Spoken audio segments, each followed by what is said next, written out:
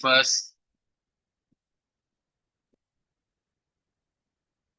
മഹാകാരുണ്യവാനായ കർത്താവിനെ സ്തുതിക്കുന്നു. ത്രിയേക ദൈവത്തിന് സ്തോത്രം.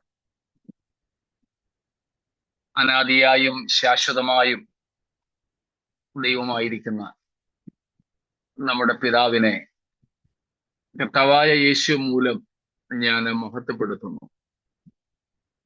ചേർന്ന് വന്നിരിക്കുന്ന എല്ലാ വിശുദ്ധന്മാർക്കും, പ്രായത്തിൽ കൂടിയവരും കുറഞ്ഞവരുമായവർക്ക് എല്ലാവർക്കും തന്നെ ക്രിസ്തീയ വന്ദനങ്ങൾ. നമുക്ക് ഒരുമിച്ച് നൽകി തരുന്ന ഈ കൂട്ടായ്മ ബന്ധത്തിനായി, ദൈവവചന പഠനത്തിനായിട്ടുള്ള അവസരത്തിനും സമയത്തിനുമായി ദൈവത്തിന് സ്തോത്രം. ഇത് നമ്മുടെ ആത്മീയ വളർച്ചയ്ക്കും ശക്തീകരണത്തിനും കാരണമാകട്ടെ എന്ന് ദൈവത്തോട് പ്രാർത്ഥിക്കുന്നു. സ്തോത്രം. നമുക്ക് നമ്മൾ പഠിച്ചുകൊണ്ടിരിക്കുന്ന, അല്ലെങ്കിൽ ഇന്നലെ നമ്മൾ പഠിക്കുവാൻ തുടങ്ങിയ വെളിപ്പാട് പുസ്തകം 20-ാം അധ്യായം 4, 5, 6 വാക്യങ്ങളിലേക്ക് നമ്മുടെ ശ്രദ്ധയെ കൊണ്ടുപോകാം. അവിടെ നമ്മൾ ഇന്നലെ കണ്ടതുപോലെ ന്യായാസനങ്ങളുണ്ട്. മഹാപീഡനകാല വിശുദ്ധന്മാരുടെ അല്ലെങ്കിൽ രക്തസാക്ഷികളുടെ ഉയർത്തെഴുന്നേൽപ്പുണ്ട്. യേശുക്രിസ്തുവിന്റെ സഹസ്രാബ്ദ വാഴ്ചയെ കുറിച്ച് പറയുന്നു. ഇത് മൂന്നും അല്പം വിശാലമായ വിഷയങ്ങളാണ്. ഉയർപ്പ്, ന്യായവിധി, സഹസ്രാബ്ദം. Resurrections, judgments, and millennium. These are the three themes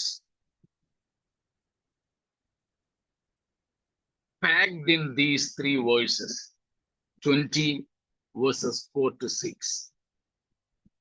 അതിൽ നമ്മൾ ഇന്നലെ കണ്ടു തുടങ്ങിയത് ഉയർത്തെഴുന്നേൽപ്പ് എന്ന വിഷയമായിരുന്നു. പ്രത്യേകിച്ച് നമ്മൾ അവിടെ കണ്ടു ഉയർത്തെഴുന്നേൽപ്പിന്റെ 2 പ്രധാനപ്പെട്ട പിരിവുകൾ: resurrection to mortality, resurrection to immortality. പ്രധാനപ്പെട്ട 2 പിരിവുകളാണ് ദ്രവത്വത്തിലേക്കുള്ള ഉയർപ്പും അദ്രവത്വത്തിലേക്കുള്ള ഉയർപ്പും.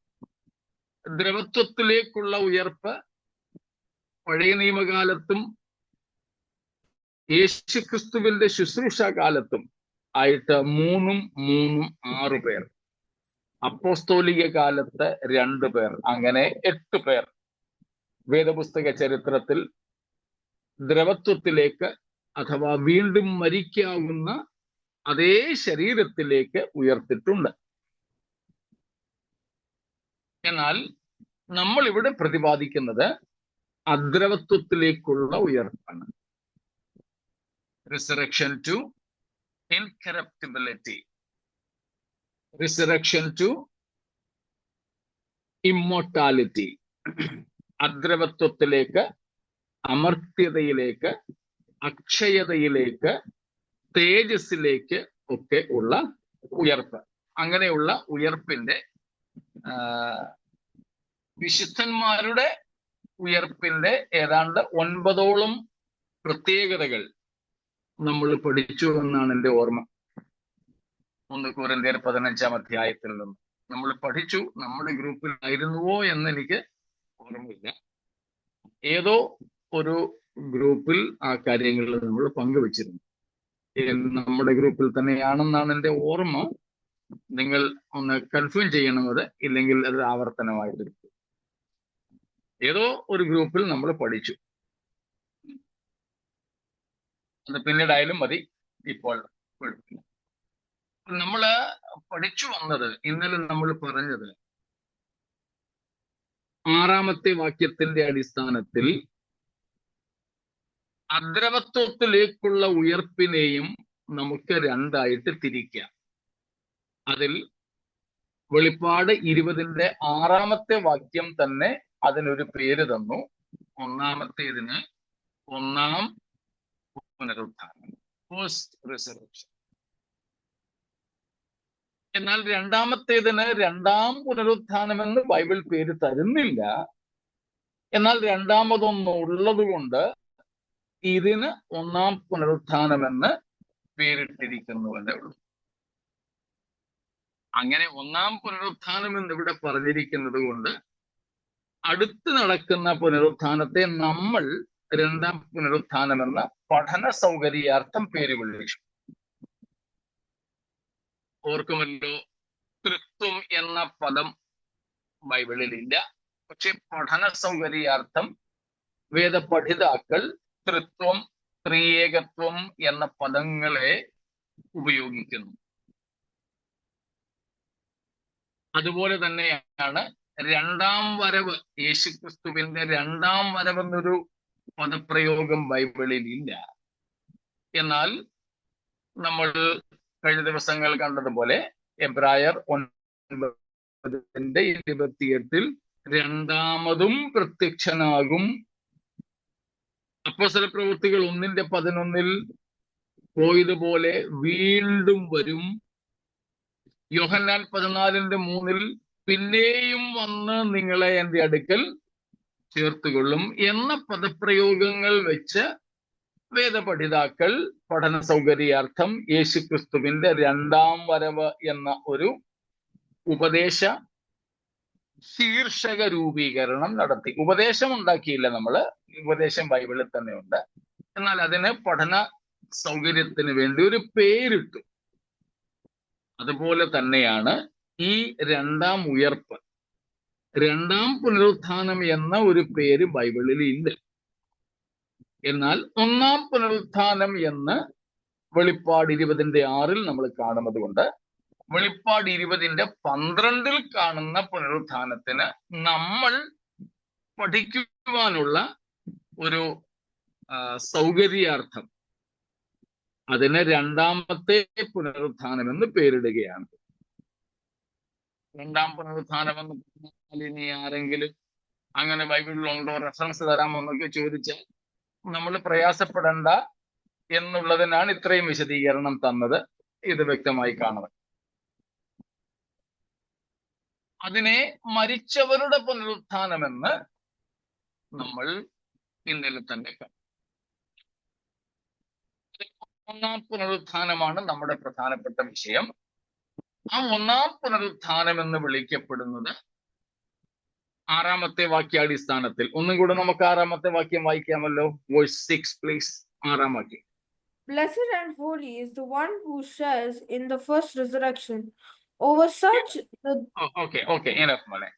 Blessed and holy is the one who shares in the first resurrection. ഒന്നാം പുനരുത്ഥാനത്തിൽ പങ്കുള്ളവൻ വിശുദ്ധനും ഭാഗ്യവാനും. ആ ഒന്നാം പുനരുത്ഥാനത്തിൽ പങ്കുള്ള ഭാഗ്യവാന്മാർ ആരൊക്കെയാണ്, വിശുദ്ധന്മാർ ആരൊക്കെയാണ് എന്നാണ് നമ്മൾ ഇന്നലെ കണ്ടത്. അതിൽ 3 കൂട്ടരെയാണ് നമുക്ക് മനസ്സിലാക്കാൻ കഴിഞ്ഞത്.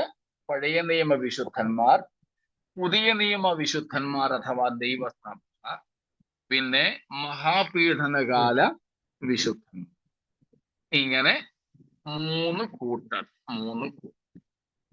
ഈ 3 കൂട്ടരുടെ ഉയർപ്പ് നടക്കുന്നത് 3 കാലങ്ങളിൽ അഥവാ 3 സമയങ്ങളിലായിട്ടാണെന്നും നമ്മൾ കണ്ടു. ആവർത്തിക്കേണ്ടതില്ലല്ലോ. ഞാൻ ഇത്രയും പറഞ്ഞു വന്നത്, ഈ വിഷയത്തിൽ 2 പേർ സമാനമായ ചോദ്യം ചോദിച്ചു. 3 ചോദ്യങ്ങൾ എനിക്ക് വാട്സാപ്പിൽ കിട്ടി ഇന്നലത്തെ നമ്മുടെ ക്ലാസ്സുമായി ബന്ധപ്പെട്ട്. 3 ചോദ്യങ്ങളും ഏതാണ്ട് ഒരേ വിഷയം തന്നെയാണ്. ചോദ്യം ഇതാണ്: മഹാപീഡനകാല വിശുദ്ധന്മാർ എന്ന് അവരെ കുറിച്ച് പറയുന്നത് 4-ാം വാക്യത്തിലാണ്. എന്താ അവരെ കുറിച്ച് പറയുന്നത്? 4-ാം വാക്യം ഒന്നും കൂടെ വായിച്ചാട്ടെ. വേഴ്സ് നമ്പർ 4, 4-ാം വാക്യം. Then I saw thrones, and seated on them were those of whom the authority to judge was committed. Also, I saw the souls of those who had been beheaded for the testimony of Jesus and for the word of God, and those who had not worshipped the beast or its image, and who had not received its mark on their foreheads or their hands. They came to life and reigned with. Enough.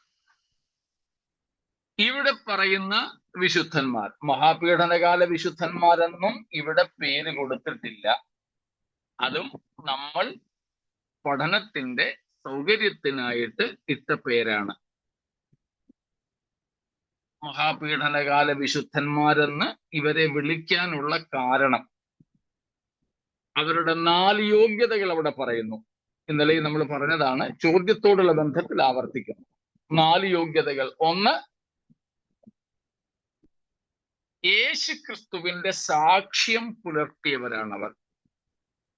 2, ദൈവവചനം പ്രമാണിച്ചവരാണ്. 3, എതിർ ക്രിസ്തുവിനെയോ അവന്റെ ബിംബത്തെയോ നമസ്കരിക്കാതിരുന്നവരാണ്. 4, അവന്റെ മുദ്ര ഏൽക്കാതിരുന്നവരാണ്. ഈ 4 യോഗ്യതകൾ അവിടെ പറയുന്നത് കൊണ്ട് പ്രത്യേകിച്ച് ഒടുവിലത്തേത് 2 അവർ മഹാപീഡന കാലത്തെ വിശുദ്ധന്മാരാണെന്ന് ഉറപ്പിക്കുന്നു.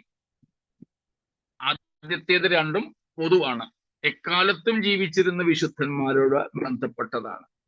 എക്കാലത്തും എന്ന് പറഞ്ഞാൽ സഭാകാലത്ത് തൊട്ട് എക്കാലവും ജീവിച്ചിരുന്ന വിശുദ്ധന്മാരുമായി ബന്ധപ്പെട്ടതാണ് ആദ്യത്തെ 2. വെളിപ്പാട് 1:9 യോഹന്നാനും തന്നെ പറ്റി അക്കാര്യം പറയുന്നുണ്ട്. ഞാൻ യേശുക്രിസ്തുവിന്റെ സാക്ഷ്യവും ദൈവവചനവും നിമിത്തം പത്മോസ് എന്ന ദ്വീപിലായിരുന്നു. യോഹന്നാനും യേശുക്രിസ്തുവിന്റെ സാക്ഷ്യവും ദൈവവചനവും നിമിത്തമാണ് പീഡിപ്പിക്കപ്പെട്ടത്. ആ 4 യോഗ്യതകളിൽ ആദ്യത്തേത് 2 സഭാകാലയളവ് മുതൽ ജീവിച്ചിരിക്കുന്ന സകല വിശുദ്ധന്മാർക്കും ഒരുപോലെ ആപേക്ഷികമാണ്. എന്നാൽ അവർ മഹാപീഡനകാല വിശുദ്ധന്മാരാണെന്ന് തെളിയിക്കുന്ന 2 തെളിവുകളാണ് അവരുടെ ഒടുവിലത്തെ 2 യോഗ്യതകൾ. എതിർ ക്രിസ്തുവിന്റെ ബിംബത്തെ നമസ്കരിച്ചില്ലെന്നും എതിർ ക്രിസ്തുവിനെയോ അവന്റെ ബിംബത്തെയോ നമസ്കരിച്ചില്ല എന്നുള്ളതും അവന്റെ മുദ്ര അവരുടെ നെറ്റിമേലോ കൈമേലോ ഏറ്റില്ല എന്നുള്ളത്. അത് നിമിത്തം അവരുടെ തല ഛേദിക്കപ്പെട്ടവരാണ്. അത് അവർ രക്തസാക്ഷികളാണെന്നുള്ളതും തെളിയിക്കുന്നു. അപ്പോൾ ചോദ്യം വന്നത് ഇതാണ്, ഇവർ യേശുക്രിസ്തുവിന്റെ സാക്ഷ്യവും ദൈവവചനവും പ്രമാണിക്കുന്നവരായിരുന്നെങ്കിൽ എന്തുകൊണ്ട് സഭ എടുക്കപ്പെട്ടപ്പോൾ ഇവർ എടുക്കപ്പെട്ടില്ല? നല്ല ചോദ്യം. ഒരാൾക്ക് വ്യക്തിപരമായിട്ട് തന്നെ ഞാൻ ഉത്തരം കൊടുത്തു. ഇന്നലെ തന്നെ രാത്രിയിൽ ആ ചോദ്യം വന്നതുകൊണ്ട് ഞാൻ ഉറങ്ങുന്നതിന് മുമ്പ് തന്നെ അതിന് മറുപടി കൊടുത്തു. മറ്റൊരു ചോദ്യം ഇന്നാണ് എനിക്ക് കിട്ടിയത്, അതുകൊണ്ട് അതിന് വ്യക്തിപരമായിട്ട് മറുപടി കൊടുക്കാൻ സാധിച്ചില്ല. ഒരുപക്ഷെ പൊതു പ്രയോജനം ചെയ്യട്ടെ എന്ന് കരുതി ഞാനിത് പൊതുവിൽ പറയാമെന്ന് തന്നെ വിചാരിച്ചു.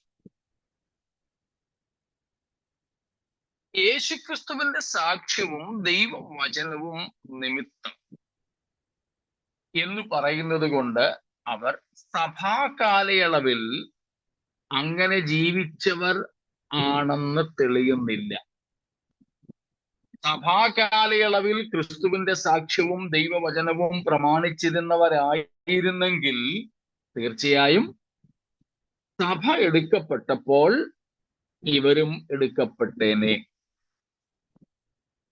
അതുകൊണ്ട് തന്നെ അവർ സഭാകാലയളവിൽ അല്ലെങ്കിൽ സഭയുടെ ഉൽപ്രാപണത്തിനു മുമ്പ് യേശുക്രിസ്തുവിന്റെ സാക്ഷ്യം വിശ്വസിച്ചവരോ ദൈവവചനം പ്രമാണിച്ചവരോ അല്ലായിരുന്നു എന്ന് തെളിയുന്നു.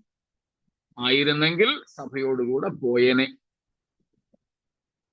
അപ്പോൾ ചോദ്യം, ഇവർ പിന്നെ സഭ പോയി കഴിഞ്ഞിട്ട് എങ്ങനെയാണ് യേശുക്രിസ്തുവിന്റെ സാക്ഷ്യം അവർ വിശ്വസിക്കുന്നത്? നമ്മൾ മറുപടി കണ്ടിട്ടുണ്ട്.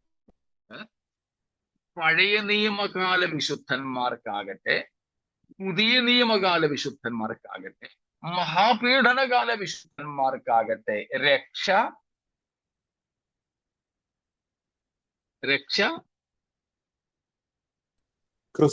യേശു, അതെ, ക്രിസ്തുവിൽ കൂടെ മാത്രമേ ഉള്ളൂ.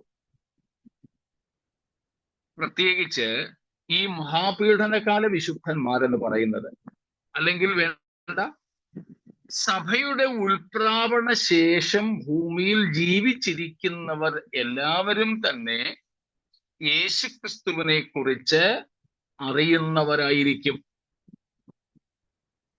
യേശുക്രിസ്തുവിനെ കുറിച്ച് ഈ സഭാകാലയളവിൽ തന്നെ അറിയുന്ന പലരും കൈവിടപ്പെട്ടു പോകും. യേശുക്രിസ്തുവിൽ വിശ്വസിക്കുന്നവരും പലരും കൈവിടപ്പെട്ടു പോകും എന്നുള്ളത് നമ്മൾ മത്തായി 7:21 തൊട്ട് 23 വരെയുള്ള വാക്യങ്ങൾ ഗിരിപ്രഭാഷണത്തിൽ വെച്ച് പഠിച്ചപ്പോൾ മനസ്സിലാക്കിയതാണ്. കേവലം വിശ്വാസമെന്ന് പറയുന്നത് ഒരു ബൗദ്ധികമായ അംഗീകാരമല്ല എന്ന് നമ്മൾ കണ്ടു. പകരം യഥാർത്ഥത്തിലെ വിശ്വാസം എന്ന് പറയുന്നത് എന്താണ്? ആശ്രയവും അനുസരണവും അംഗീകരണവും കൂടെ ഉൾപ്പെടുന്നതാണ്. വെറും അറിവല്ല, ഒരു ബൗദ്ധികമായ ബോധ്യം മാത്രമല്ല വിശ്വാസം. ഒരു ബൗദ്ധികമായ അംഗീകരണം, an intellectual acceptance of a fact or a truth, merely an acceptance or an acknowledgement of a truth or a fact is not the faith the Bible defines. വേദപുസ്തകം നിർവചിക്കുന്ന വിശ്വാസം കേവലം ഒരു വസ്തുതയെയോ ഒരു സത്യത്തെയോ ഒരു വ്യക്തിയെയോ കുറിച്ചുള്ള ബൗദ്ധികമായ സ്വീകരണം അഥവാ അംഗീകാരം മാത്രം അല്ല. പിന്നെന്താണ്? വേദപുസ്തകം പറയുന്ന വിശ്വാസത്തിനകത്ത് ഈ ബൗദ്ധികമായ തിരിച്ചറിവിനോടും അംഗീകാരത്തോടും ഒപ്പം അനുസരണവും ആശ്രയവും കൂടെ ഉൾപ്പെട്ടിരിക്കുന്നു. Got it? ഇങ്ങനെ എഴുതിയ കുഴപ്പമുണ്ടോ? ആശ്രയവും അനുസരണവും അംഗീകാരണവും ഒത്തൊരുമിച്ചുള്ളതാണ് യഥാർത്ഥ വിശ്വാസം. അതെ, കുഴപ്പമില്ല. So in biblical definition of faith, true faith, rather in the saving faith, it includes an intellectual conviction, acceptance, obedience, and even trust. Okay. അപ്പം ബൗദ്ധിക അംഗീകാരം, ബോധ്യം, ആശ്രയം, അനുസരണം, ഇതെല്ലാം കൂടെ ഒത്തുചേരുമ്പോഴേ വേദപുസ്തകം വിവക്ഷിക്കുന്ന രക്ഷിക്കുന്ന വിശ്വാസമാകുന്നുള്ളൂ, സേവിങ് ഫെയ്ത്ത്. അതുകൊണ്ടാണ് യാക്കോബ് അപ്പോസ്തലൻ പറയുന്നത്, ദൈവം ഏകൻ എന്ന് നീ വിശ്വസിക്കുന്നുവോ? കൊള്ളാം. ബാക്കി പറഞ്ഞാട്ടെ. നിന്റെ വിശ്വാസം പ്രവൃത്തികളെ കാണിച്ചു തരിക. അല്ല, ദൈവം ഏകനെന്ന് നീ വിശ്വസിക്കുന്നുവോ? കൊള്ളാം. പിശാചുകളും അങ്ങനെ വിശ്വസിക്കുകയും വിറയ്ക്കുകയും ചെയ്യുന്നു. 4:9 വാക്യല്ലേ? 2:19. 2:19. ഓക്കെ. ജെയിംസ് 2:19. യാക്കോബോട് പറയുകയാണ്, ദൈവം ഏകനെന്ന് നീ വിശ്വസിക്കുന്നുവോ? അവിടെ പറയുന്ന വിശ്വാസം ഇന്റലക്ച്വൽ അക്സെപ്റ്റൻസ്, ബുദ്ധിയിലുള്ള സ്വീകരണം. അത് സാത്താനും അത് വിശ്വസിക്കുന്നു. നമ്മളെക്കാൾ കൂടുതൽ ദൈവത്തെയും ദൈവവചനത്തെയും വിശ്വസിക്കുന്നയാളാണ് സാത്താൻ.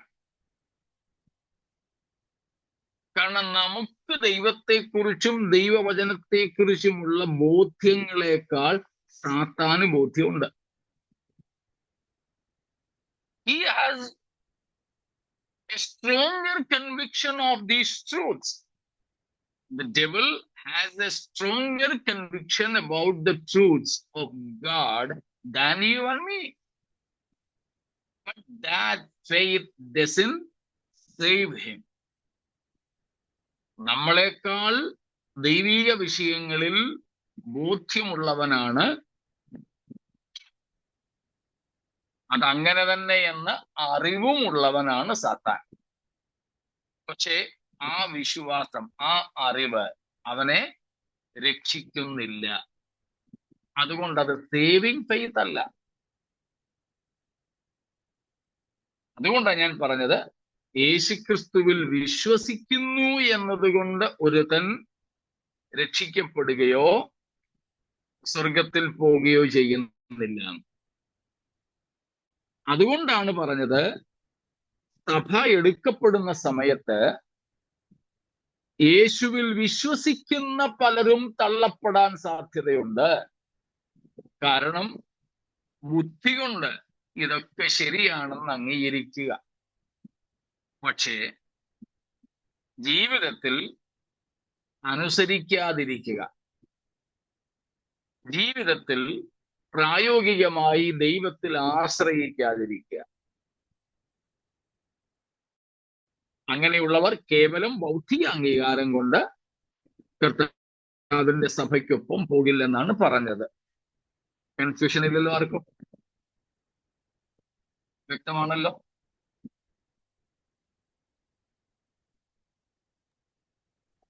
ദേവാസന ഈ അദ്രവത്വത്തിലുള്ള ഉയർപ്പിനെ കുറിച്ച് പഠിപ്പിച്ചതിനെ കുറിച്ച് പറഞ്ഞിരുന്നല്ലോ, ഓർക്കുന്നു? അത് എന്റെ ഓർമ്മയിൽ 274 serial 10 June 24 current body, future body, പാപമായ ശരീരം, പുനരുത്ഥാന ശരീരം, അപമാനത്തിലുള്ള ശരീരം, തേജസ്സിന്റെ ശരീരം, ബലഹീന ശരീരം, ശക്തി, അതാണ്. അതെ അതെ അതെ അത് ചെയ്തിരുന്നു. ഓക്കെ, നമ്മുടെ ഗ്രൂപ്പിൽ തന്നെയായിരുന്നു അത്. Okay, thank you pastor. കൂടാതെ ഇപ്പോൾ നമ്മൾ പറഞ്ഞതിൽ യേശുവിൽ കേവലം വിശ്വസിക്കുന്ന എല്ലാവരും ഉൾപ്രാവണത്തിൽ ഉൾപ്പെടില്ലെന്ന് പറഞ്ഞതിൽ ആർക്കും മനസ്സിലാകാതില്ലല്ലോ? തെറ്റിദ്ധരിക്കരുതാരും. യേശുവിൽ വിശ്വസിച്ചതുകൊണ്ട് രക്ഷയില്ലെന്നല്ല പറഞ്ഞത്. ആ വിശ്വാസത്തിന്റെ യഥാർത്ഥ അർത്ഥം എന്താണെന്നാണ് പറഞ്ഞത്. ശരി, അങ്ങനെയെങ്കിൽ നമ്മുടെ ചോദ്യത്തിലേക്ക് വരികയാണ്. മഹാപീഡന കാലത്ത് ജീവിച്ചിരിക്കുന്ന പലരും പണ്ട് തന്നെ, ഉൽപ്രാവണത്തിന് മുമ്പ് തന്നെ യേശുവിൽ വിശ്വസിച്ചിരുന്നവരാകാം. പെന്തക്കോസ്ത് വിശ്വാസികൾ, ക്രൈസ്തവ വിശ്വാസികൾ, അച്ഛന്മാർ, പാസ്റ്റർമാർ, പ്രസംഗകർ ഒക്കെ കൈവിടപ്പെട്ടു പോകുന്നവരുടെ കൂട്ടത്തിൽ ഉണ്ടായിരിക്കും.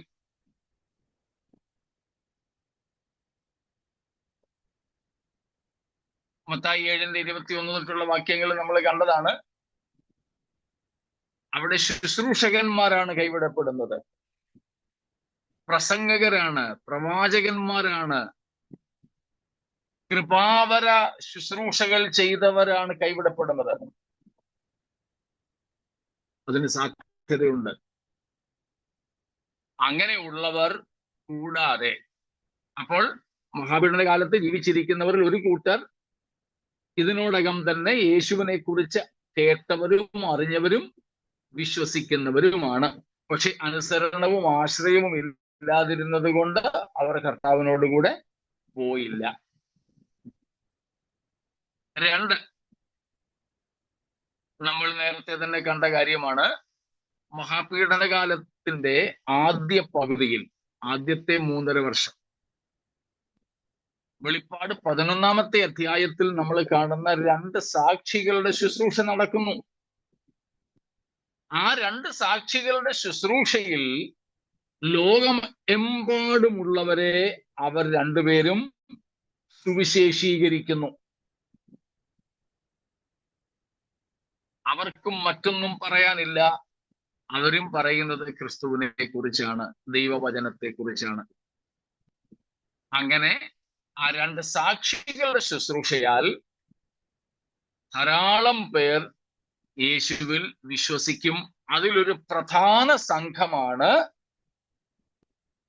7-ാം അധ്യായത്തിൽ നമ്മൾ കണ്ട 144,000 യഹൂദൻ. 1,44,000 മുദ്രയിടപ്പെടുന്ന യഹൂദ സുവിശേഷകന്മാർ. അവരെ നമ്മൾ വിളിക്കുന്നത് Jewish evangelist. 144,000 who were sealed. നമ്മൾ ആ ഭാഗം പഠിച്ചപ്പോൾ കണ്ടതാണ് ഈ 2 സാക്ഷികളുടെ ശുശ്രൂഷയാൽ ഈ 144,000 യഹൂദ സുവിശേഷകന്മാർ മുദ്രയിടപ്പെട്ട് മഹാപീഡനകാലത്ത് ശുശ്രൂഷയ്ക്ക് വേണ്ടി സജ്ജരാക്കപ്പെടുന്നു. അവരെ കൊല്ലാൻ ആർക്ക് കഴിയില്ല? എതിർ ക്രിസ്തുവിന്. 3-ാമത് നമ്മൾ കണ്ടു, അവരുടെ ശുശ്രൂഷയാൽ ധാരാളം പേർ യേശുവിനെ രക്ഷിതാവായിട്ട് സ്വീകരിക്കുന്നു. ഓർക്കുക, യേശുവിനെ രക്ഷിതാവായിട്ട് സ്വീകരിക്കുകയും ദൈവവചനം അനുസരിക്കുകയും ചെയ്യുന്ന ഇവർ ഉൽപ്രാവണത്തിന് മുമ്പ് യേശുവിൽ വിശ്വസിച്ച് രക്ഷിക്കപ്പെട്ടവർ അല്ല.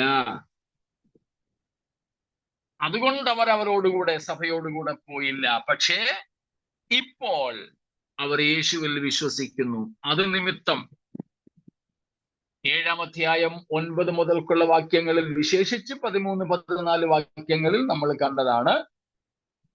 യോഹന്നാനോട് ചോദിക്കുന്നു, ഇവർ ആരാണെന്ന് അറിയാമോ യോഹന്നാനെ? യോഹന്നാൻ പറയുന്നു, ഇല്ല യജമാനനെ, എനിക്കറിയില്ല. അങ്ങേക്കറിയാമല്ലോ. അപ്പോൾ യോഹന്നാനോട് പറയുകയാണ്, ഇവർ ആരാ?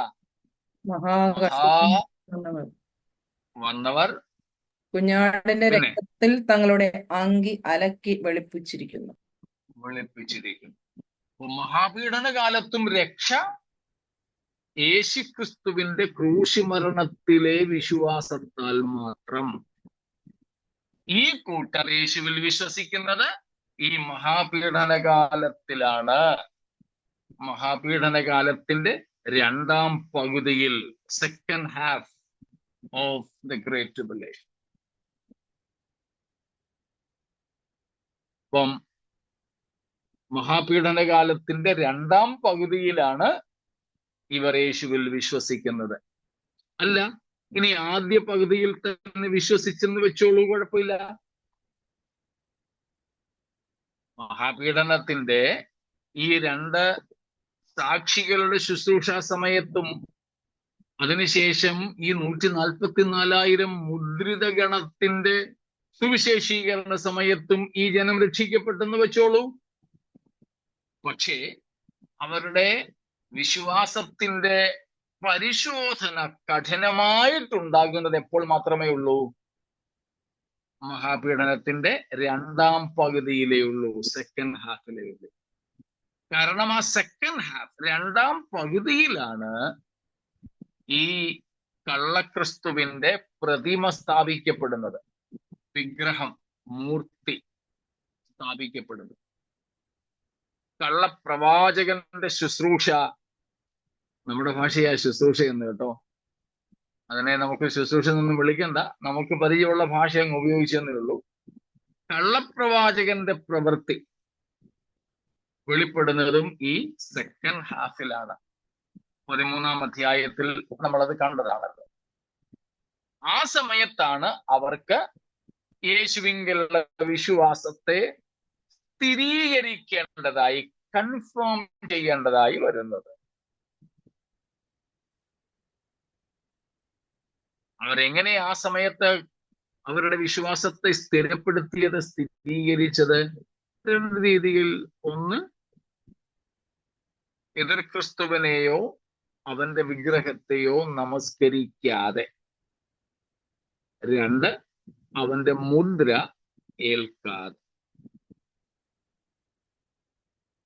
ഇങ്ങനെ ആയതുകൊണ്ടാണ് ഇവർ സഭയോടൊപ്പം പോകാഞ്ഞതും ഈ മഹാപീഡനത്തിന്റെ 2ാം പകുതിയിൽ ക്രിസ്തുവിലുള്ള അവരുടെ വിശ്വാസത്തെയും ദൈവവചനത്തോടുള്ള അവരുടെ അനുസരണത്തെയും സത്യത്തോടുള്ള അവരുടെ വിധേയത്വത്തെയും അവരുടെ രക്തം കൊടുത്തുകൊണ്ടുപോലും ജീവൻ അർപ്പിച്ചുകൊണ്ടുപോലും വെളിപ്പെടുത്തേണ്ടിയും സാക്ഷ്യപ്പെടുത്തേണ്ടിയും വന്നു. ഇതാണ് അവർ ഈ മഹാപീഡനകാല വിശുദ്ധന്മാർ സഭയോടൊപ്പം പോകാഞ്ഞതിന് കാരണം.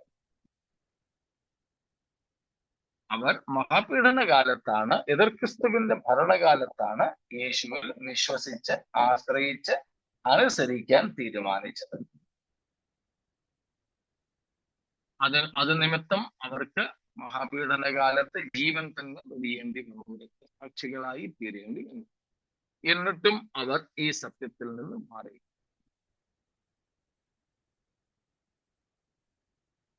ചോദ്യകർത്താക്കൾക്ക് ഉത്തരം വ്യക്തമായി കാണും എന്ന് കരുതുന്നു.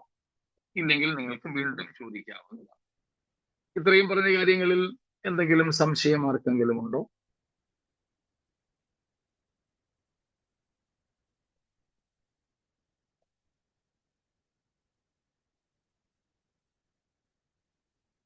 ഒന്നുമില്ല എങ്കിൽ നമുക്ക് പഠനം തുടരാം.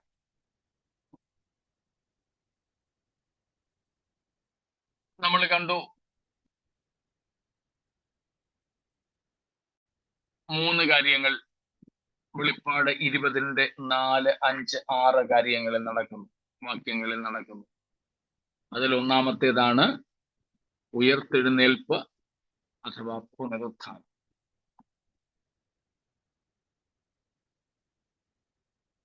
അപ്പോൾ വിശുദ്ധന്മാരുടെ പുനരുത്ഥാന ശരീരത്തിന്റെ പ്രത്യേകതകളെ കുറിച്ച്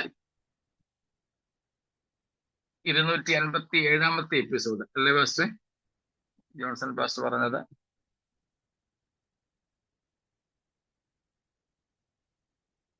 $274.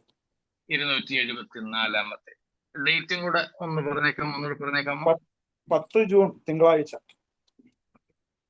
2024 ജൂൺ 10-ാം തീയതി തിങ്കളാഴ്ചത്തെ ക്ലാസ്സിൽ നമ്മൾ 1 കൊരിന്ഥി ലേഖനം 15-ാം അധ്യായം ആസ്പദമാക്കി വിശുദ്ധന്മാരുടെ പുനരുത്ഥാന ശരീരത്തിന്റെ 9ഓളം പ്രത്യേകതകൾ പറഞ്ഞിരുന്നു. അതിനെ ഒരു താരതമ്യം ചെയ്താണ് നമ്മൾ പഠിച്ചത്. ഇതിൽ 9-ലധികം ഉണ്ട്. 1, 2, 3, 6, 10 ഉണ്ട്. 10. ഓക്കെ. അപ്പം കേട്ടിട്ടില്ലാത്തവരോ അല്ലെങ്കിൽ മറന്നുപോയവരോ അന്നത്തെ ആ ക്ലാസ് ഒന്ന് കേട്ടാൽ മതിയാവും. അതുകൊണ്ട് ഞാൻ ആവർത്തിക്കുന്നില്ല. മറ്റൊന്ന് ഞാൻ ചോദിച്ചത് ഈ 1-ാം പുനരുത്ഥാനത്തെയും 2-ാം പുനരുത്ഥാനത്തെയും കുറിച്ച് അതിന്റെ വിവിധ പേരുകളും മറ്റും നോക്കിയിരുന്നു എന്നായിരുന്നു. ഇല്ല, അത് വിവിധ പേരുകളെ കുറിച്ച് പറഞ്ഞില്ല. ഇത് പറഞ്ഞു 9 തരം ഉയർപ്പിന്റെ ആ ശരീരത്തിനുണ്ടാകുന്ന അത് പറഞ്ഞിട്ടുണ്ട്. പേരുകളെ കുറിച്ച് പറഞ്ഞിട്ടില്ല. ഓക്കെ, എങ്കിൽ നമുക്ക് ആ ഭാഗം നോക്കാം. തീർച്ചയായിട്ടും ഈ എപ്പിസോഡ് കിട്ടിയിട്ടില്ലാത്തവർക്ക് ഷെയർ ചെയ്യാവുന്നതാണ്, കുഴപ്പമില്ല.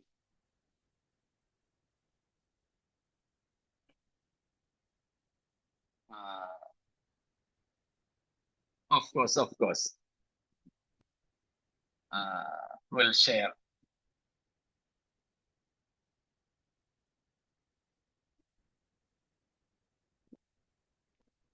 അപ്പം നമ്മൾ ആ ഭാഗത്തേക്ക് ഈ 2 പുനരുത്ഥാനങ്ങളുടെ വിവിധ പേരുകളെ കുറിച്ച് ഇന്നലെ നമ്മൾ പറഞ്ഞ ആ കാര്യം തന്നെ ആദ്യം ഒന്ന് പറഞ്ഞതിന് ശേഷം നമുക്ക് മുൻപോട്ട് പോകാം എന്ന് കരുതുകയാണ്. അതിനു മുമ്പ് നമുക്ക് നമ്മൾ നേരത്തെ വായിച്ചിട്ടുള്ള ഒരു വാക്യം കൂടെ, ദ ഓർഡർ ഓഫ് റിസറക്ഷൻ, പുനരുത്ഥാനത്തിന്റെ ക്രമത്തെ കുറിച്ച് നമ്മൾ വായിച്ചിട്ടുള്ളതാണ്. 1 കൊരിന്ത്യർ ലേഖനം തന്നെ 15-ാമത്തെ അധ്യായം, അതിന്റെ 23-ാമത്തെ വാക്യം വായിക്കാം. 15:23 1 Corinthians. ആദ്യഫലം ക്രിസ്തു, പിന്നെ ക്രിസ്തുവിനുള്ളവർ അവന്റെ വരവെങ്കിൽ, പിന്നെ അവസാനം. സ്തോത്രം. അപ്പോൾ ആദ്യ ഫലം ക്രിസ്തു, പിന്നെ ക്രിസ്തുവിനുള്ള, പിന്നെ അവസാനം. അപ്പം ആദ്യ ഫലമായിട്ട് ക്രിസ്തു മരിച്ചവരിൽ നിന്നും ഉയർത്തെഴുന്നേറ്റ് നമ്മളെന്ന് വിശ്വസിക്കുന്നു. ഇവിടെ അത് പറയുന്നുണ്ട്. വെളിപ്പാട് പുസ്തകം 1-ാം അധ്യായത്തിന്റെ 5-ാമത്തെയും 6-ാമത്തെയും വാക്യങ്ങളിലും നമ്മൾ പഠിച്ചതാണ്. മരിച്ചവരിൽ നിന്നും യേശു ക്രിസ്തുവിനെ വിളിക്കുന്നു ആദ്യജാതൻ, was born among the dead. മരിച്ചവരിൽ നിന്ന് യേശു ആദ്യജാതൻ, ഉയർത്തെഴുന്നേറ്റവരിൽ യേശു ആദ്യജാതൻ എന്നൊക്കെ നാം വിളിക്കുന്നു. അതുകൊണ്ട് ആദ്യ ഫലം ക്രിസ്തു. അതിനെ ഒരു കാര്യവും ഒന്നും കൂടെ പറഞ്ഞാൽ, the very proof of resurrection is the very resurrection of Christ. പുനരുത്ഥാനത്തിന്റെ തെളിവ്, പുനരുത്ഥാനത്തിന്റെ ഉറപ്പ് യേശു ക്രിസ്തുവിന്റെ ഉയർത്തെഴുന്നേൽപ്പ് തന്നെയാണ്.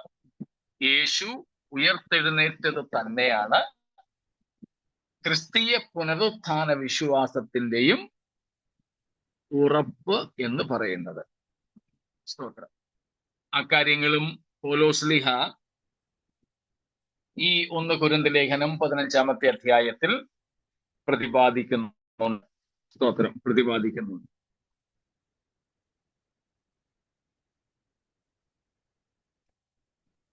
അതിന്റെ ആദ്യ വാക്യങ്ങളിൽ തന്നെ പൗലോസ് അപ്പോസ്തലൻ അത് പറയുന്നു. അതും ഈ കഴിഞ്ഞ ദിവസങ്ങളിൽ തന്നെ നമ്മുടെ ക്ലാസ്സിലായിരുന്നെന്നാണ് എൻ്റെ ഓർമ്മ. പറഞ്ഞിരുന്നല്ലോ. 15-ാമത്തെ അധ്യായം അതിന്റെ 12-ാമത്തെ വാക്യം, 12ഉം 13ഉം വാക്യങ്ങൾ. Now, if Christ is proclaimed as raised from the dead, how can some of you say that there is no resurrection of the dead? But if there is no resurrection of the dead, Christ has been raised. Yeah, it goes up to verse 19. ഈ നിലയിൽ പൗലോസ് ഇക്കാര്യത്തെ ഒരു debate പോലെ, താർക്കികൻ എന്നതുപോലെ പറഞ്ഞുറപ്പിക്കുകയാണ് 19-ാമത്തെ വാക്യം വരെ. പറയുന്ന സാരം, യേശുക്രിസ്തു ഉയർത്തെഴുന്നേറ്റിട്ടില്ലെങ്കിൽ നിങ്ങളുടെ വിശ്വാസവും ഞങ്ങളുടെ പ്രസംഗവും വ്യർത്ഥം.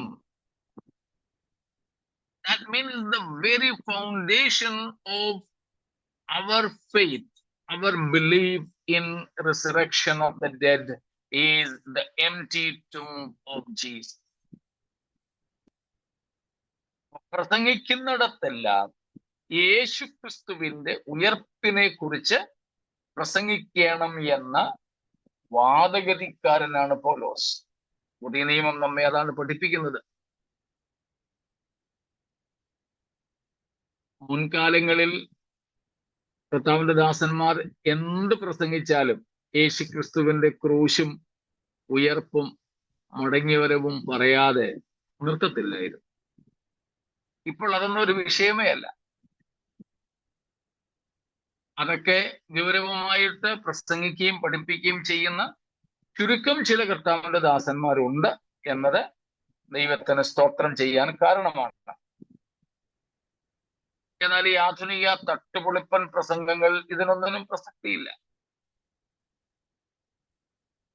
ഇനിയും യേശുവിന്റെ ഉയർപ്പിനെ കുറിച്ച് പറഞ്ഞാൽ പോലും നമ്മളൊക്കെ ജയാളികളായി നമ്മെ ഭയങ്കരമായിട്ട് അനുഗ്രഹിക്കാൻ പോകുന്നു എന്നുള്ള നിലയിലാണ് പറഞ്ഞു പഠിപ്പിക്കുന്നത്.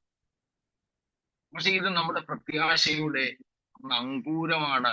യേശു മരിച്ചവരുടെ ഇടയിൽ നിന്നും ആദ്യ ഫലമായി ഉയർത്തെഴുന്നേറ്റിരിക്കുന്നു. യേശു ക്രിസ്തു മരിച്ചവരിൽ നിന്നും ഉയർത്തെഴുന്നേറ്റെങ്കിൽ നാമും അവനെ പോലെ മരിച്ചവരുടെ ഇടയിൽ നിന്നും ഉയർത്തെഴുന്നേൽക്കും. നമുക്കും ഒരു ഉയർത്തെഴുന്നേൽപ്പുണ്ട്. യേശു ക്രിസ്തുവിനെ മരിച്ചവരുടെ ഇടയിൽ നിന്നും ഉയർത്തെഴുന്നേൽപ്പിച്ച ദൈവത്തിന്റെ പരിശുദ്ധാത്മാവ് നമ്മിൽ വസിക്കുന്നെങ്കിൽ റോമർ 8:9, 10, 11 വിശേഷിച്ച് 11 വാക്യമാണ് ഞാൻ ഈ പറയുന്നത്. എടുത്തെങ്കിൽ വായിച്ചു. യേശുവിനെ മരിച്ചവരുടെ ഇടയിൽ നിന്ന് ഉയർപ്പിച്ചവന്റെ ആത്മാവ് നിങ്ങളിൽ വസിക്കുന്നു എങ്കിൽ ക്രിസ്തുയേശുവിനെ മരണത്തിൽ നിന്ന് ഉയർപ്പിച്ചവൻ നിങ്ങളിൽ വസിക്കുന്ന തന്റെ ആത്മാവിനെ കൊണ്ട് നിങ്ങളുടെ മർത്യ ശരീരങ്ങളെയും ജീവിപ്പിക്കും. So these are the guarantees that there is a resurrection. We also will be resurrected. മരിച്ച ഒരുത്തനെ അല്ല നമ്മൾ അനുഗമിക്കുന്നത്, മരിച്ചിട്ട് ഉയർത്തെഴുന്നേറ്റ യേശുവിനെയാണ്. സ്തോത്രം. അപ്പോൾ ആദ്യ ഫലം ക്രിസ്തു, പിന്നെ രണ്ടാമത് ക്രിസ്തുവിനുള്ളവർ അവന്റെ വരവിങ്കൽ. ആ ക്രിസ്തുവിനുള്ളവരാണ് നമ്മൾ മുമ്പേ പറഞ്ഞ 3 കൂട്ടർ: പഴയ നിയമവിശുദ്ധന്മാർ, പുതിയ നിയമവിശുദ്ധന്മാർ, മഹാപീഡനകാല വിശുദ്ധൻ. കർത്താവിന്റെ വരവിൽ ആ വരവിന്റെയും വിവിധ വശങ്ങൾ നമ്മൾ കണ്ടു. അതിലൊരു കൂട്ടർ കർത്താവിന്റെ ഉയർപ്പോടുകൂടെ കല്ലറകളെ വിട്ടു.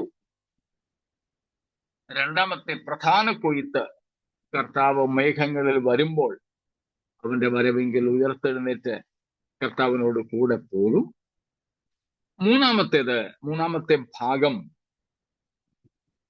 നാം വെളിപ്പാട് 20:4 മുതൽ കാണുന്നു. കർത്താവ് തന്റെ സകല വിശുദ്ധന്മാരുമായി ഭൂമിയിലേക്ക് ഇറങ്ങി വരുമ്പോൾ മഹാപീഡന കാലത്തെ രക്തസാക്ഷികളായി അല്ലാതെയും മരിച്ച വിശുദ്ധന്മാർ അവന്റെ വരവെങ്കിൽ ഉയർത്തെഴുന്നേൽക്കും. ഇതാണ് this is the order of resurrection. പുനരുത്ഥാനത്തിന്റെ ക്രമമാണ് നമ്മൾ ഇവിടെ കണ്ടത്. പിന്നെ അവസാനം, അതാണ് രണ്ടാമത്തെ പുനരുത്ഥാനം എന്നതിലേക്ക് നമ്മൾ വരുന്നത്. അതിലേക്ക് നമുക്ക് പിന്നീട് വരാം. ഇത്രയും കാര്യങ്ങൾ വ്യക്തമാണോ? ഇത്രയും ഉള്ളതിൽ എന്തെങ്കിലും ചോദ്യങ്ങളുണ്ടോ? പുനരുത്ഥാനത്തിന്റെ ക്രമം ഒന്നുകൂടെ ഒന്ന് റിപ്പീറ്റ് ചെയ്യാമോ? 1 കൊരിന്ത്യർ 15:23 ആദ്യ ഫലം ക്രിസ്തു, രണ്ടാമത് ക്രിസ്തുവിനുള്ളവർ അവന്റെ വരവിങ്കൽ,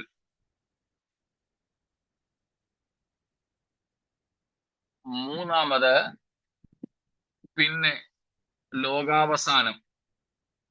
എന്ന് വെച്ചാൽ ബാക്കിയുള്ളവരുടെ, ക്രിസ്തുവിനുള്ളവരുടെ ഉയർപ്പ് രണ്ടാമത് നടക്കുമ്പോൾ, ക്രമത്തിലാണ് നടക്കുമ്പോൾ, ക്രിസ്തുവിനിൽ അല്ലാത്തവരുടെ ഉയർപ്പ് നടക്കുന്നത് അവസാനത്തിങ്കിലേ ഉള്ളൂ. അതാണ് നമ്മൾ വെളിപ്പാട് 20:12 വാക്യത്തിൽ ഇന്നലെ കണ്ടത്. മരിച്ചവർ ആബാലവൃദ്ധം അവന്റെ മുമ്പാകെ നിന്നു. എല്ലാവരും. ഇതാണ് 1 കൊരിന്ത്യർ 15:23 പറയുന്ന ക്രമം. ആദ്യ ഫലം ക്രിസ്തു, രണ്ടാമത് ക്രിസ്തുവിനുള്ളവർ അവന്റെ വരവിങ്കൽ, മൂന്നാമത് ലോകാവസാനം, മരിച്ചവരുടെ ഉയർപ്പ് എന്നത്. അതിൽ കർത്താവിനുള്ളവരുടെ ഉയർപ്പിനാണ് 3 ഘട്ടങ്ങൾ ഉള്ളതായി നമ്മൾ ഇന്നലെയും ഇന്നും ചിന്തിച്ചത്. അതിനെ ഒരു കൃഷിയുടെ വിളവെടുപ്പുമായി ബന്ധപ്പെടുത്തിയാണല്ലോ ചിന്തിച്ചത്. Harvesting of the first fruit, main harvest and gleaning. കൊയ്ത്തിനോട് ഉപമിച്ച് നമ്മൾ ഈ പുനരുത്ഥാനത്തെ കുറിച്ച് പഠിക്കാറുണ്ട്. ഏറ്റവും ആദ്യ ഫലക്കറ്റയുടെ കൊയ്ത്താണ് ഫസ്റ്റ് ഫ്രൂട്ട്സ്. അത് ക്രിസ്തുവായിരുന്നു. ക്രിസ്തുവിനോടുകൂടെ പഴയ നിയമ വിശുദ്ധന്മാരിൽ ചിലർ ഉയർത്തതായി നമ്മൾ കണ്ടു. 2, പ്രധാന കൊയ്ത്ത് യേശുക്രിസ്തു സഭയ്ക്ക് വേണ്ടി മേഘങ്ങളിൽ പ്രത്യക്ഷനാകുമ്പോൾ ഉൽപ്രാവണത്തിലൂടെ സംഭവിക്കും. 3, കാലാപെറുക്ക്. ശേഷിക്കുന്നതൊക്കെ കൂടെ പെറുക്കിക്കൂട്ടുന്നതാണ് മഹാപീഡനകാലത്തെ വിശുദ്ധന്മാരുടെ ഉയർപ്പ്. അതും കർത്താവ് ഭൂമിയിലേക്ക് വരുമ്പോഴാണ് സംഭവിക്കുന്നത്. Clear. Thank you. Thank you. മറ്റെന്തെങ്കിലും സംശയങ്ങൾ ഇതുവരെ ഉള്ളതിലുണ്ടോ?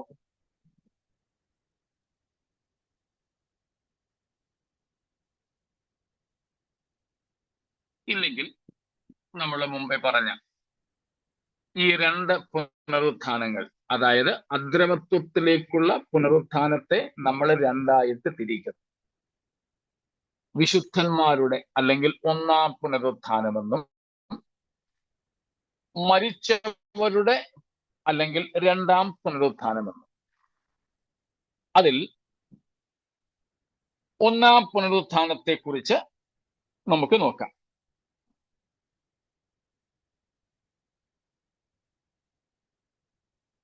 എന്ന് വെച്ചാൽ വിവിധ പേരുകളായി കേട്ടോ, ഡിഫറെന്റ് നെയിംസ്.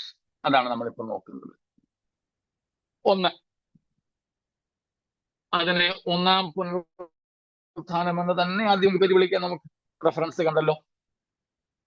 വെളിപ്പാട് 20-ന്റെ 6-ാമത്തെ വാക്യം. Revelation 20 and verse number 6 is the first name, post resurrection. 2, ഇപ്പൊ നമ്മൾ വായിച്ച 1 കൊരിന്ത്യർ 15:23 വാക്യാടിസ്ഥാനത്തിൽ ക്രിസ്തുവിനുള്ളവരുടെ ഉയർപ്പ്.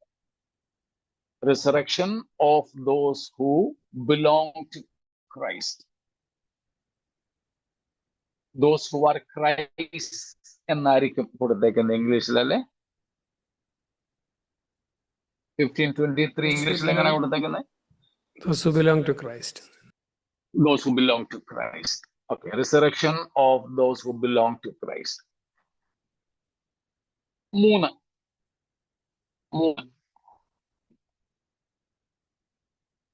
Resurrection of the just. നീതിമാന്മാരുടെ ഉയർപ്പ്. Resurrection of the just. നീതിമാന്മാരുടെ ഉയർപ്പ്. Luke 14:14. ലൂക്കോസ് 14-ന്റെ 14-ാമത്തെ വാക്യം. അടുത്ത പേര്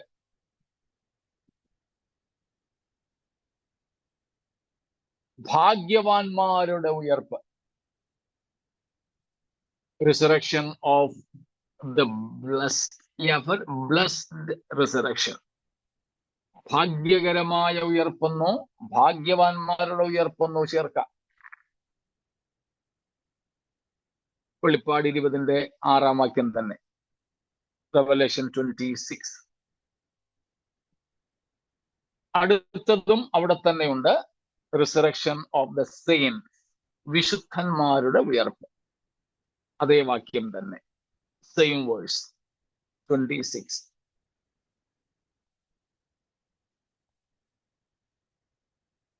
മറ്റൊരു പേരാണ് the better resurrection.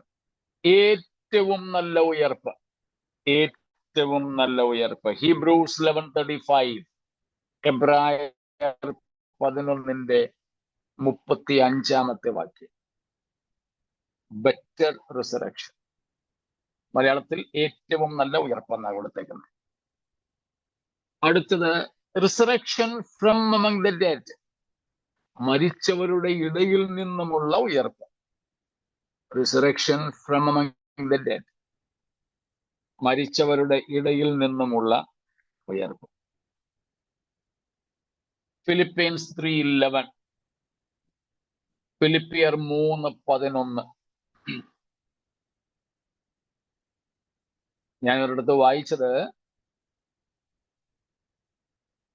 മരിച്ചവരുടെ ഇടയിൽ നിന്നുമുള്ള ഉയർപ്പെന്ന് ബൈബിളിൽ ഏതാണ്ട് 49 പ്രാവശ്യം എഴുതിയിട്ടുണ്ട്. 49 times it is recorded. 49 പ്രാവശ്യം. ഞാൻ എണ്ണി നോക്കിയതല്ല, ഞാൻ വായിച്ചതാണ്.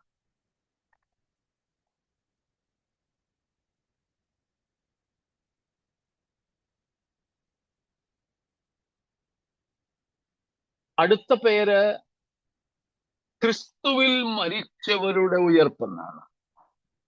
Those who are dead in Christ. 1 തെസ്സലോനിക്കർ 4:16. ക്രിസ്തുവിൽ മരിച്ചവർ മുമ്പേ ഉയർത്തെഴുന്നേൽക്കുകയും. ക്രിസ്തുവിൽ മരിച്ചവരുടെ ഉയർപ്പ്. Resurrection of the dead in Christ.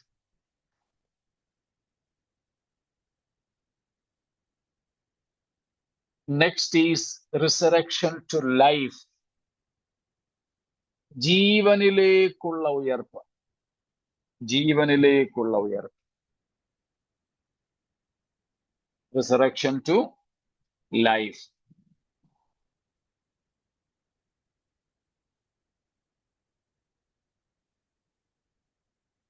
John 5:28. യോഹന്നാൻ 5:28.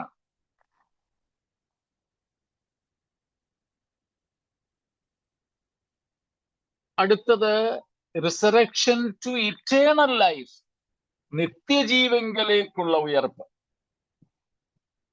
അർത്ഥം ഒന്ന് തന്നെയാണെങ്കിലും പദപ്രയോഗങ്ങൾ രണ്ടാണെന്നേ ഉള്ളൂ, റെഫറൻസുകളും വേറെയാണ്. റിസറക്ഷൻ ടു ഇറ്റേണൽ ലൈഫ്, നിത്യജീവങ്കലേക്കുള്ള ഉയർപ്പ്. ഡാനിയേൽ 12:2. ദാനിയേൽ 12:2 വാക്യം.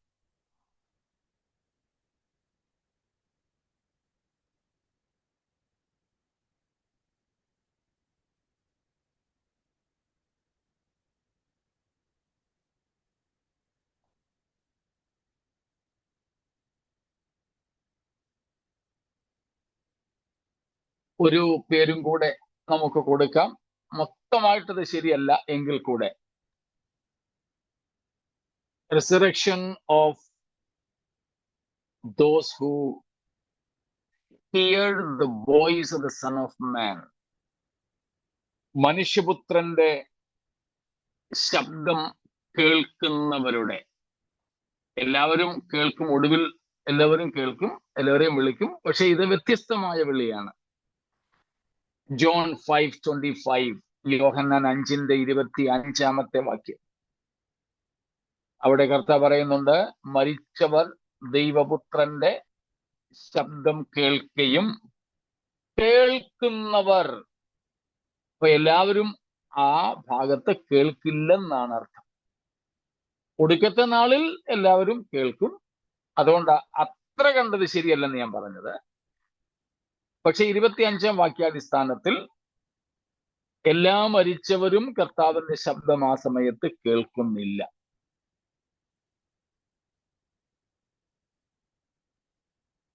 പൊതുവായ ഒരു പേരും കൂടെ പറയാം, എന്നിട്ട് അത് നിർത്താം. യേശുക്രിസ്തുവിന്റെ 1000 ആണ്ട് വാഴ്ചയ്ക്ക് മുമ്പ് ഉയർക്കുന്ന എല്ലാവരുടെയും ഉയർപ്പ് ഇതിൽപ്പെടും.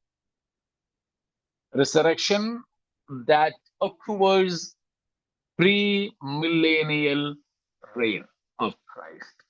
Yeah, the pre-millennial resurrections.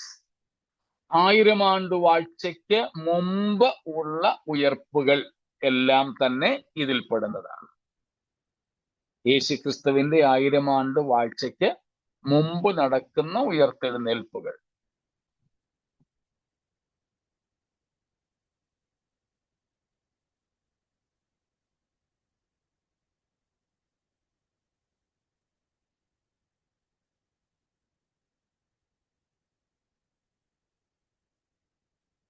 അതാണ് നാം ഇപ്പോൾ പഠിച്ചുകൊണ്ടിരിക്കുന്ന 20-ാം അധ്യായം 4 തൊട്ട് 6 വരെയുള്ള വാക്യങ്ങൾ.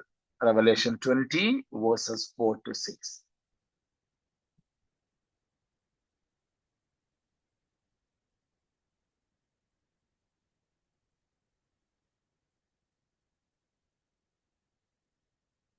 ഇതാണ് ഒന്നാമത്തെ പുനരുത്ഥാനത്തിന്റെ വിവിധമായ പേരുകൾ. രണ്ടാം പുനരുത്ഥാനത്തിന്റെ വിവിധ പേരുകളും കൂടെ പറഞ്ഞ് നമുക്ക് അവസാനിപ്പിക്കാം. രണ്ടാമത്തെ പുനരുത്ഥാനം വീണ്ടും ആവർത്തിക്കട്ടെ, രണ്ടാം പുനരുത്ഥാനം എന്നൊരു റെഫറൻസ് ബൈബിളിൽ ഇല്ല. നമ്മൾ ഒന്നാം പുനരുത്ഥാനം എന്നുള്ളത് കൊണ്ട് അടുത്തതിനെ രണ്ടാം പുനരുത്ഥാനം എന്ന് വിളിക്കുന്നുവെന്നേ ഉള്ളൂ. അതിന്റെ പ്രധാനപ്പെട്ട പേര് റിസറക്ഷൻ ഓഫ് ദ ഡെഡ് എന്നാണ്. മരിച്ചവരുടെ ഉയർത്തെഴുന്നേൽപ്പ് അല്ലെങ്കിൽ പുനരുത്ഥാനം. 20-ന്റെ 12 ഇന്നലെ നമ്മൾ വായിച്ചിരുന്നല്ലോ.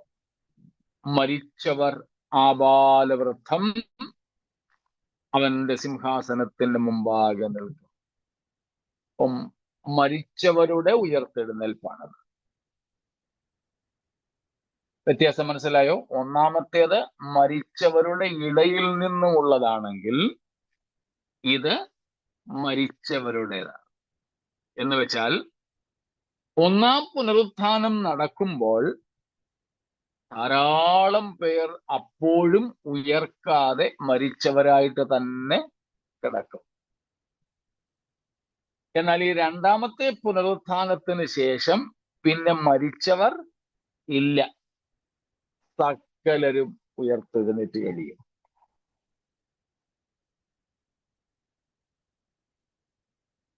മറ്റൊരു പേരാണ് resurrection of the unjust or the wicket.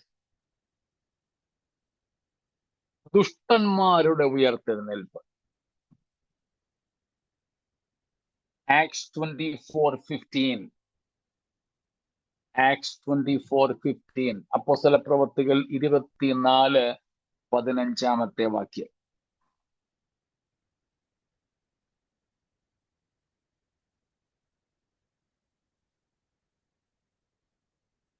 നീതികെട്ടവരുടെ എന്നാണെന്ന് തോന്നുന്നു മലയാളം ബൈബിളിൽ, അല്ലെ? നീതികെട്ടവരുടെ പുനരുത്ഥാനം. നീതികെട്ടവരുടെ പുനരുത്ഥാനം, അൺജസ്റ്റ്. മറ്റൊരു പേരും കൂടെ ഉള്ളൂ അതിനെ സംബന്ധിച്ച്, റിസറക്ഷൻ ടു ഡെത്ത്, മരണത്തിലേക്കുള്ള ഉയർത്തെഴുന്നേൽപ്പ്. റിസറക്ഷൻ ടു ജഡ്ജ്മെന്റ്, ന്യായവിധിക്കായിട്ടുള്ള ഉയർത്തെഴുന്നേൽപ്പ്.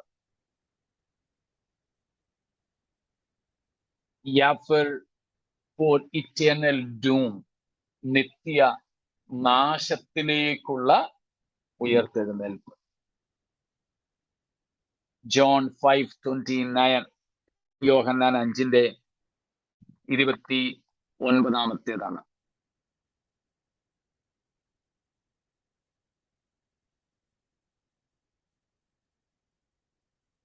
ദാനിയേലും 12-ാമത്തെ അധ്യായത്തിൽ അതേപ്പറ്റി പറയുന്നുണ്ട്.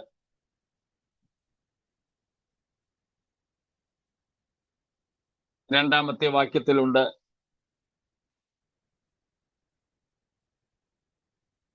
ലജ്ജയ്ക്കും നിത്യനിന്ദയ്ക്കുമായിട്ടുള്ള ഉയർത്തെഴുന്നേൽപ്പ്.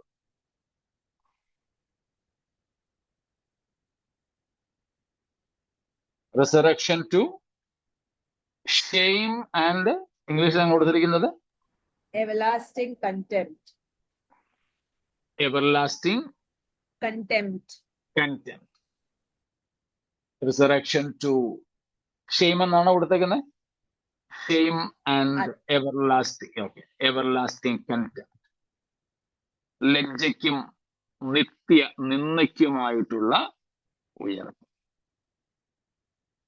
അതായത് ഈ ഉയർപ്പിന് ശേഷം പിന്നെ മരിച്ചവരില്ല.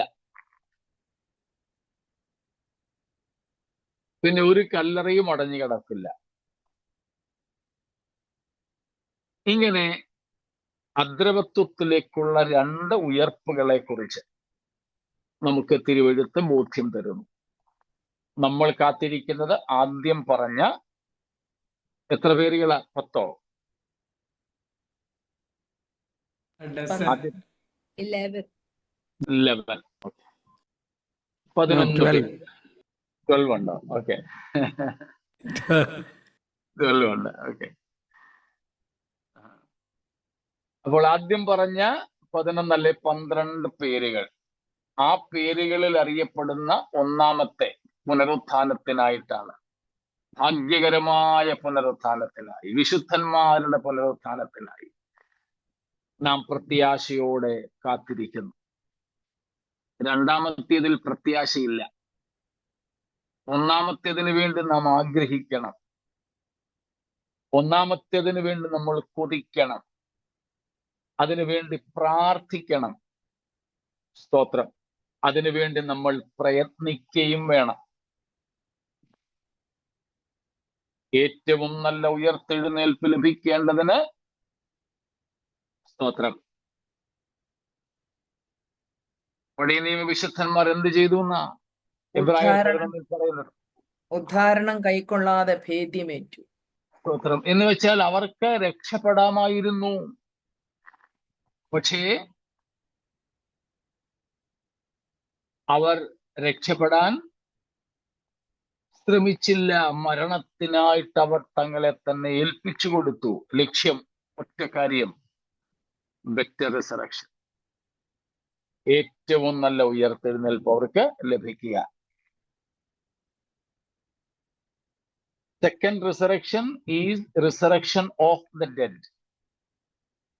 First resurrection is resurrection from among the dead.